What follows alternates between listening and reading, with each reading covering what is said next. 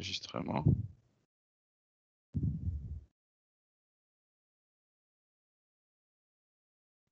Donc, c'est bon. Donc, je vais partager mon écran.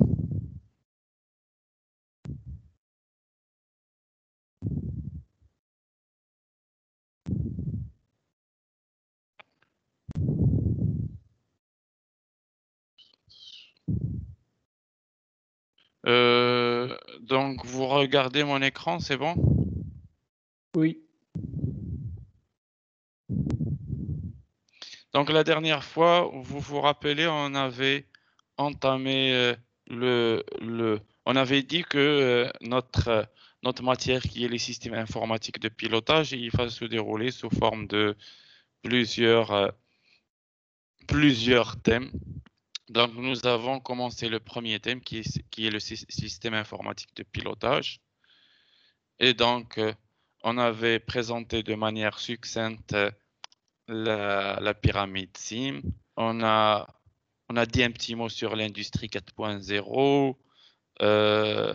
Et on avait dit que dans ce chapitre, on allait présenter les composants d'un système de production.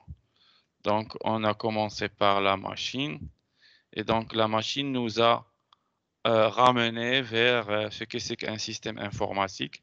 On a vu les différentes couches du système informatique.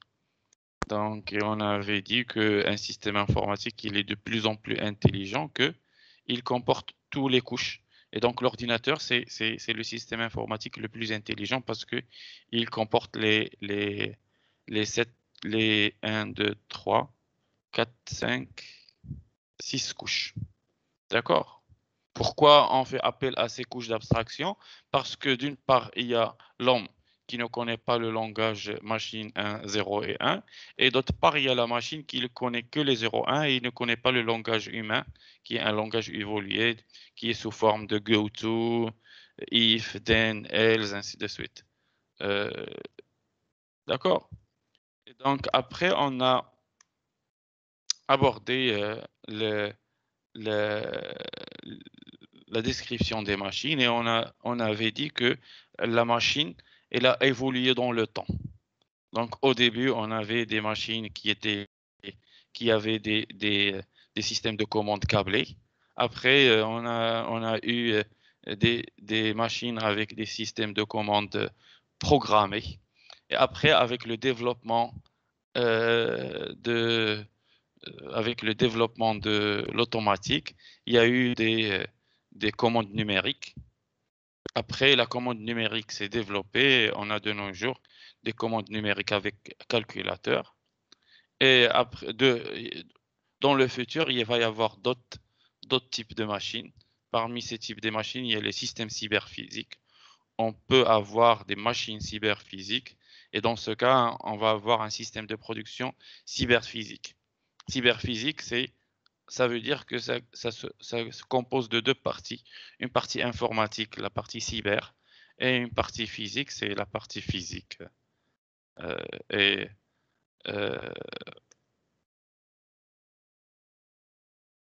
on avait vu ça. Après, on avait vu la supervision. Donc, je sais pas où est-ce qu'on est arrivé à ce niveau. Est-ce que quelqu'un se rappelle ce qu'on avait vu?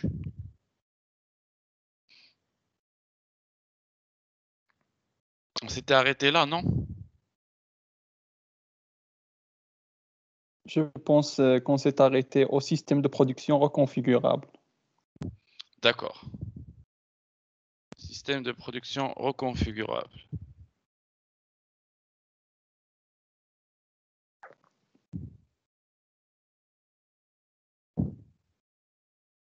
Alors, où est-ce qu'il y a les systèmes de production reconfigurables?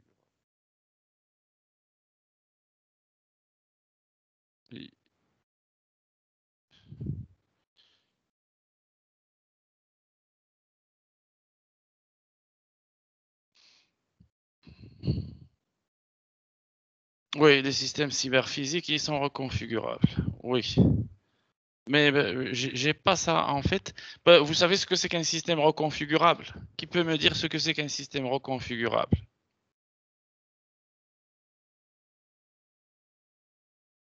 Bon, j'ai pas ça au niveau de mes transparents, mais bon, c'est un concept Je qui est pense important. que C'est quel diapo? Tu te rappelles? Non? non. Non, d'accord. Alors, d'accord, on va voir ce que c'est que les systèmes reconfigurables. Donc, on revient vers, je sais pas, est-ce qu'on a vu ça quelque part? Non, on n'a pas ça. Bon, c'est pas grave. Donc, c'est quoi les systèmes reconfigurables? Est-ce que quelqu'un peut me dire un petit mot sur ce que c'est que les systèmes reconfigurables? Oui, monsieur. D'accord. Alors, dites-moi pour que je puisse continuer. Vous avez, je pense, donné un exemple. Oui, Fabriquer une bielle, on a besoin de 3 machines et 2 robots. Et par exemple, si on veut fabriquer un frein, on a besoin de 4 machines et 5 robots.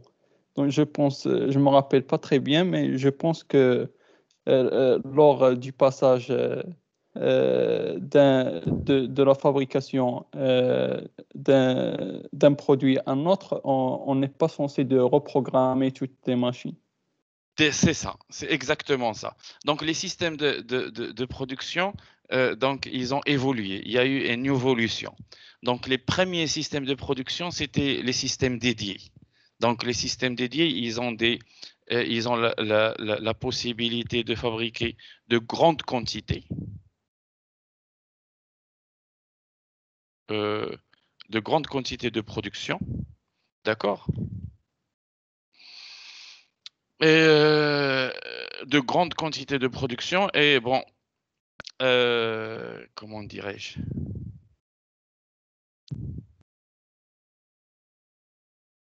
D'accord. Je suis pas très à l'aise avec ce- cet outil. Bon, qu'est-ce qu'on disait? Donc, les systèmes de production dédiés, c'est lorsqu'on a une ligne de transfert. Donc, tous les pièces, ils sont transférées d'une machine à l'autre. Après, il y a eu les systèmes flexibles. Donc, les systèmes de production flexibles, c'est quoi un système de production flexible? C'est un système qui peut fabriquer plusieurs types de pièces. Donc, la flexibilité, il est apparu avec les commandes numériques. Donc, la commande numérique, c'est parmi les systèmes de production flexible. Et donc, avec les convoyeurs à palette, ainsi de suite. Et donc, comme le convoyeur qu'on a au niveau de la cellule ENSAM, il n'est pas rigide. Donc, les lignes de transfert, ils sont rigides. Donc, quand un produit il est transféré d'un poste à l'autre, tous les produits ils sont transférés en même temps d'un poste à l'autre. Donc là, au niveau du convoyeur, on a des palettes qui sont indépendants. Et une palette, il peut sauter plusieurs postes, ainsi de suite. C'est un transport flexible.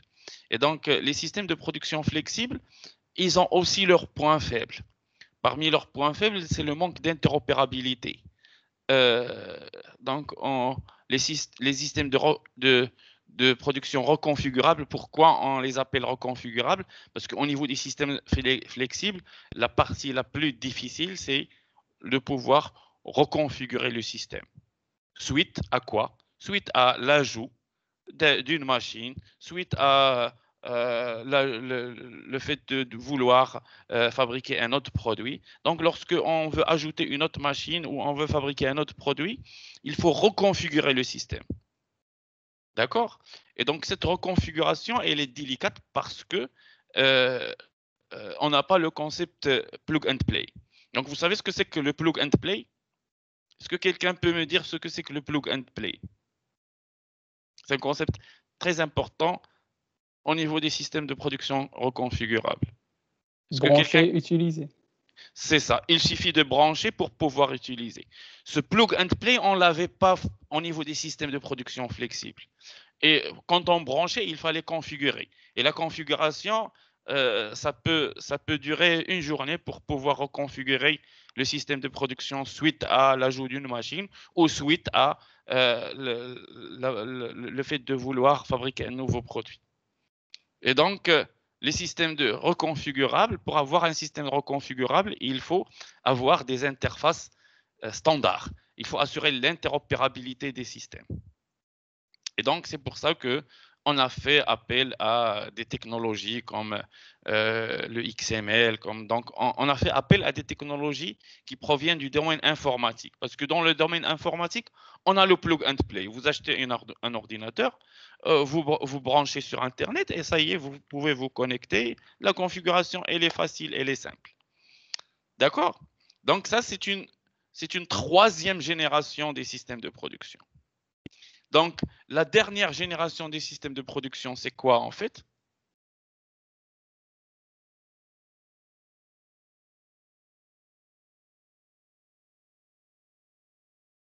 C'est les systèmes cyberphysiques en fait. Monsieur, on n'arrive pas à voir le diapo. Je n'arrive pas. Et maintenant? Non. Pourquoi vous n'arrivez pas à voir le diapo? Alors.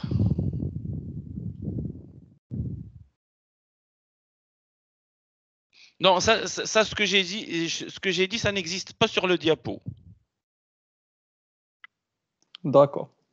Le diapo, là, parce que vous m'avez posé une question donc, qui n'est pas dans le cours. Donc, peut-être que j'en avais parlé, mais je ne l'ai pas introduit. Ça fait partie du cours de la 4e année, en fait. Donc, parce que j'ai supposé que quand j'ai présenté la pyramide productique et quand j'ai parlé ici des différentes révolutions industrielles, donc, j'ai supposé que j'avais parlé de ça auparavant. J'avais abordé ce sujet auparavant. D'accord? Mais bon. D'accord. Bon. Donc, ce qu'il faut retenir, c'est qu'il y a des générations des systèmes de production. La première génération, c'est les systèmes de production dédiés. Donc, au niveau des systèmes de production dédiés, ce qui comptait, c'est la productivité. Mais après, il s'est avéré que la productivité, c'est pas suffisant. Donc, on doit avoir aussi de la flexibilité, de la reconfigurabilité. Et de nos jours, on a ce qu'on appelle des systèmes cyberphysiques. Donc, j'avais dit un mot sur ce que c'est que les systèmes cyberphysiques. Vous vous rappelez? Qu'est-ce que c'est qu'un système cyberphysique?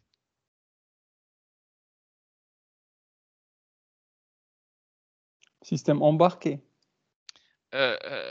Oui, ben, c'est pas vraiment un système embarqué. Les systèmes embarqués, ce ne sont pas des systèmes cyberphysiques. C'est ce que j'avais dit la dernière fois. Parce que qu'est-ce que c'est qu'un système embarqué en fait? Un système embarqué, c'est tout simplement. C'est une machine programmable, je pense. C'est une machine qui est dotée d'un microprocesseur, pas forcément programmable. Donc, de nos jours, on peut avoir une voiture embarquée. Les voitures de nos jours, ce sont des systèmes embarqués. Pourquoi? Parce que dans les voitures, on trouve un petit ordinateur, en fait. D'accord? Parce qu'auparavant, les voitures n'étaient pas des systèmes embarqués. Pourquoi? Parce qu'ils n'étaient pas dotés d'un microprocesseur. Mais après, avec l'apparition de l'injection électronique, donc autrefois, les moteurs des voitures étaient équipés d'injecteurs mécaniques. C'est une petite pompe qui va distribuer le combustible au niveau des différents cylindres d'un moteur. De nos jours, les voitures, ils sont équipés d'un calculateur d'injection. D'accord? C'est un petit ordinateur en fait.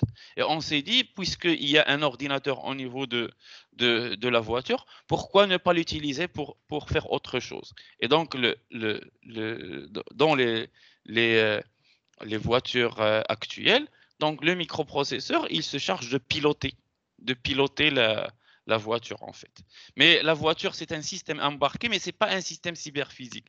Pourquoi est-ce que ce n'est pas un système cyberphysique? Parce que, qu'il ne oui, communique pas avec les autres voitures. c'est ça.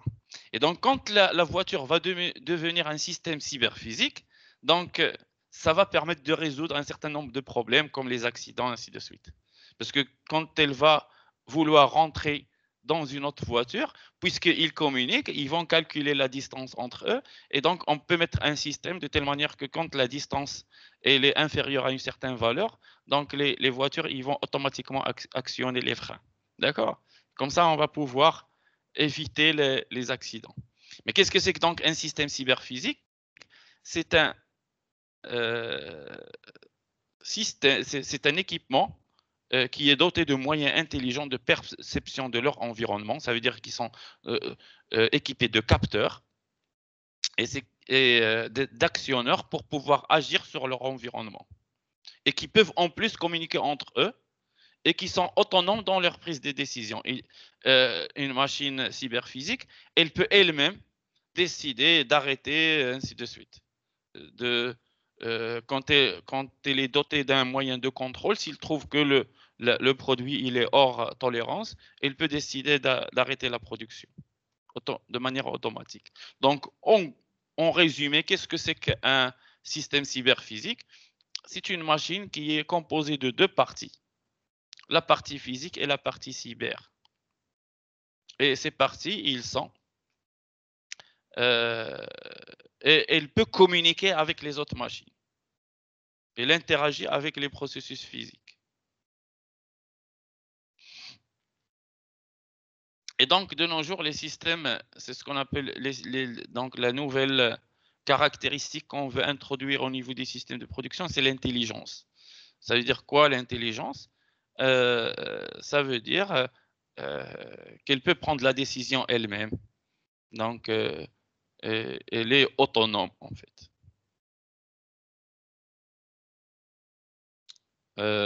Elle est dotée aussi de gestion de connaissances.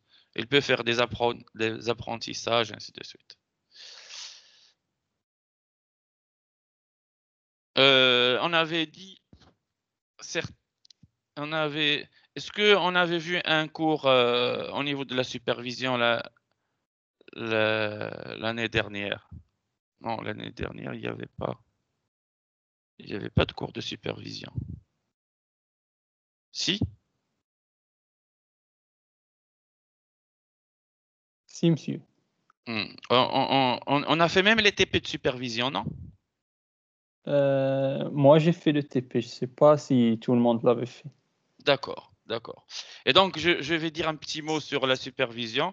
Donc, la supervision, on a deux types de supervision, la supervision passive et la supervision active. Et donc, la supervision, on les appelle des SCADA, Supervisory Control and Data Acquisition. Donc, un superviseur, il comporte deux modes, le mode de programmation ou configuration et le mode exécution.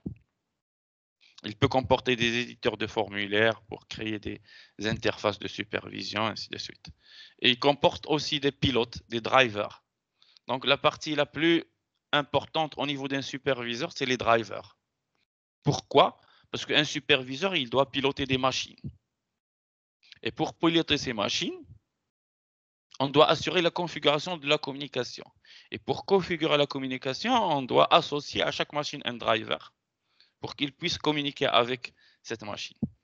Et donc, la partie la plus délicate, quand on veut mettre en place un projet de supervision, c'est d'assurer la configuration de la communication. C'est de prendre les drivers, de les associer aux machines pour pouvoir piloter les machines, en fait. Et donc, finalement, la démarche de conception d'un système de production, elle se déroule en plusieurs étapes. La première étape, c'est la définition du besoin.